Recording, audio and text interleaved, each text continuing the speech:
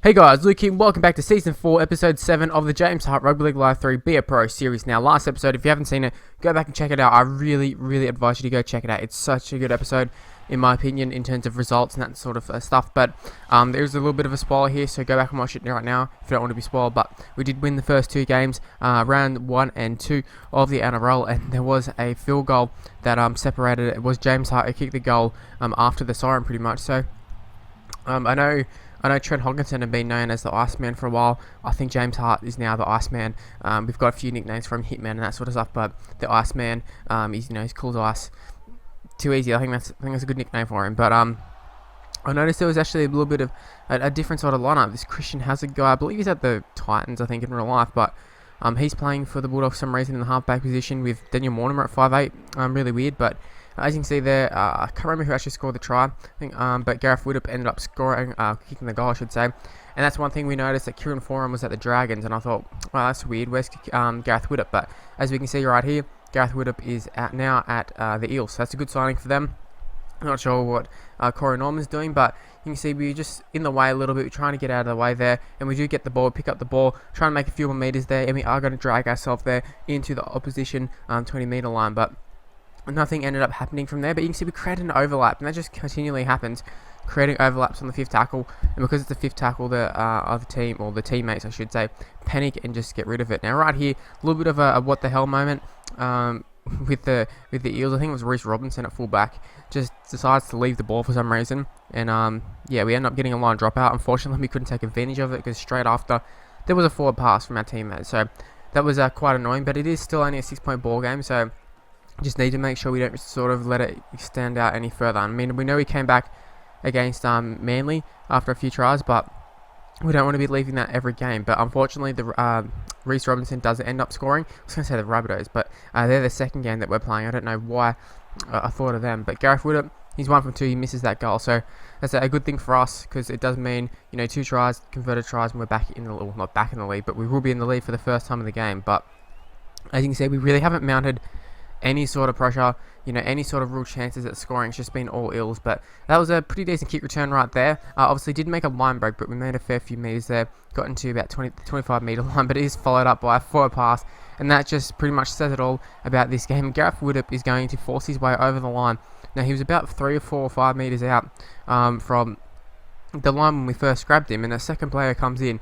You would think that we'd be able to hold him up, but obviously not. Gareth Widdop, he's built like a brick shithouse and can just, drag himself, past everybody, really. Now, I don't know if this is Red Raja. I don't know who this was on the ball, but he got around Brett Morris pretty comfortably, pretty easily.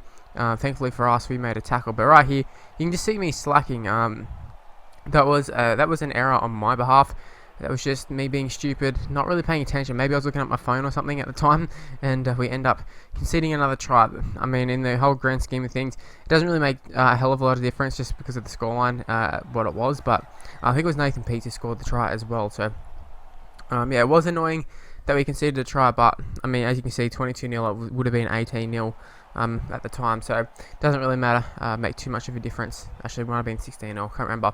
But we are going to start off the second half absolutely brilliantly, which maybe does throw in the question marks about what I was just saying about it not mattering too much, because as you can see, we've started off brilliantly. We scored pretty much a length of the field try there. We've called for the ball, went straight through the gap, and we scored a brilliant try. That was actually a really nice try, but it would have been 16-6 at this point, so a 10-point ball game. Maybe it would have made a bit of a difference. At the time, I didn't really think too much of it, but as you can see right now, in hindsight, maybe it was a bit more of a difference than what I thought. But we have started out the second half absolutely brilliantly so far. Obviously, we scored the try, but kick chases have been strong. You see, there's an offload for us. It was a very late offload, but we palm off one, and there's another offload. It's Mortimer on the ball there.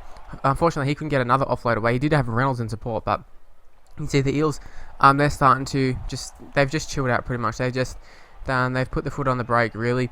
And I think that's the only reason we're sort of getting back into it. And you can forgive them for it. They're up by, such a big scoreline. It does happen in real life. And as you can see, there were no more, well, there weren't really too many highlights in the second half apart from that try. It was a good try, but yeah, the second half was a pretty quiet one. I did think maybe because of, how we started off the second half with their try so early on, length of the field try at that too.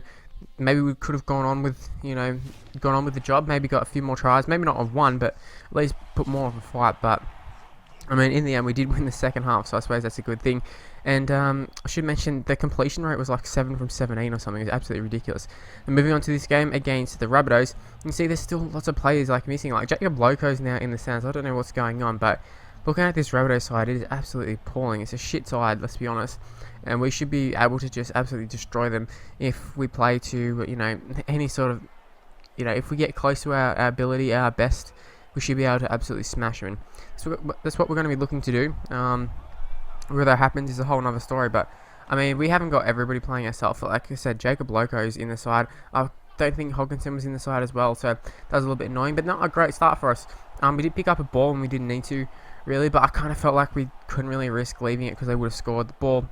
Just our luck would have just stayed in and would have run in and scored, so we couldn't really take any risks, but at the same time gave them a repeat set, and then we followed it up by throwing a it wasn't a forward pass, but it was a shitty offload which they picked up, so I'm not sure. It probably would have been forward anyways, but we did make a tackle just a little bit earlier, but they did palm us off the second time, so it's not going too great for us. But we're going to pick up the ball here, and we are going to escape out of the in-goal this time, unlike the first time, but we get out, we make another 10 metres, so not a bad kick return just there. We did get quite lucky that we were up against some forwards that we could have just used our footwork and speed and got around them, but that's just what a fullback should do. Now, we're looking for the inside pass here. It's not coming. Actually, I think that is Hogginson playing right there, but there's the inside pass that we're wanting, and we have split them through the middle. We've got the pace there. James Hart should make it to the line, he should open the scoring for us, and he actually did as I was trying to get the words out, but I think it's Justin Hunt is at the fullback position for the Rabbitohs, so that's a little bit funny. He started off with the Rabbitohs, I believe, went to the Eels,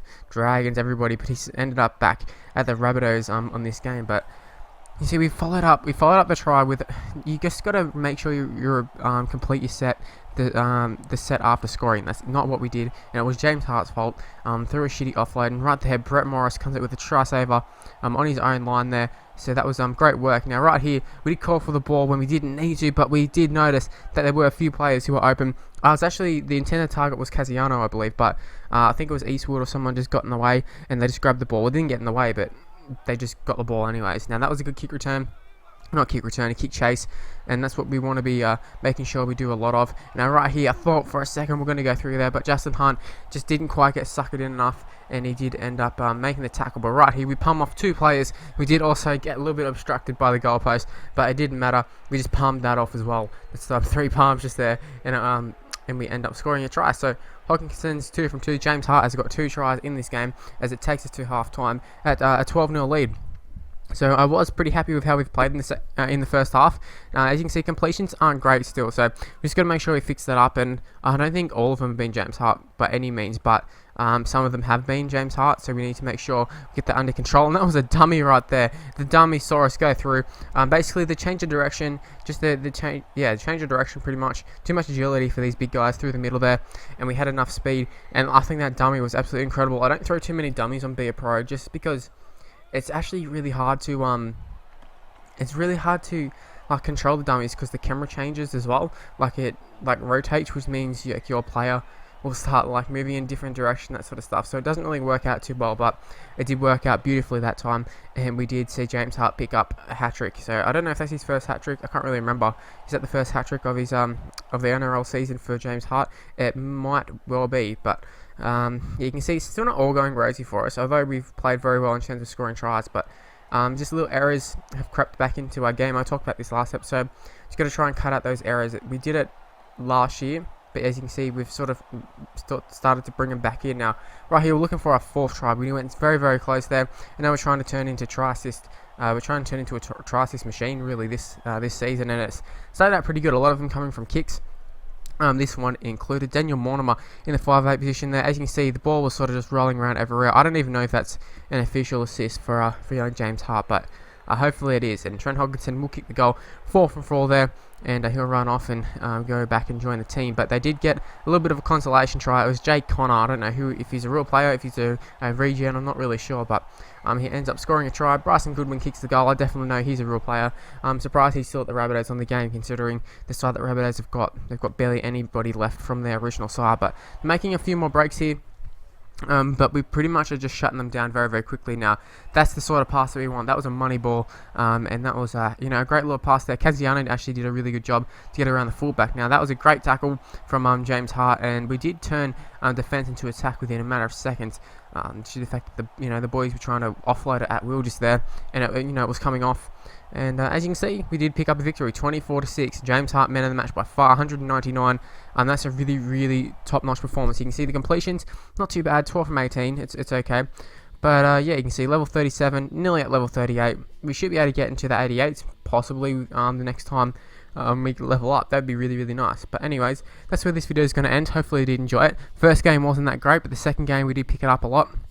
And hopefully we continue to march on this season, season 4. Anyways, this is where the video is going to end. Hopefully you did enjoy it. If you did, leave a like, subscribe to my channel, follow me on Twitter at Mr. Luke and YT, Facebook page in the description below, and I'll see you for my next video. Bye guys.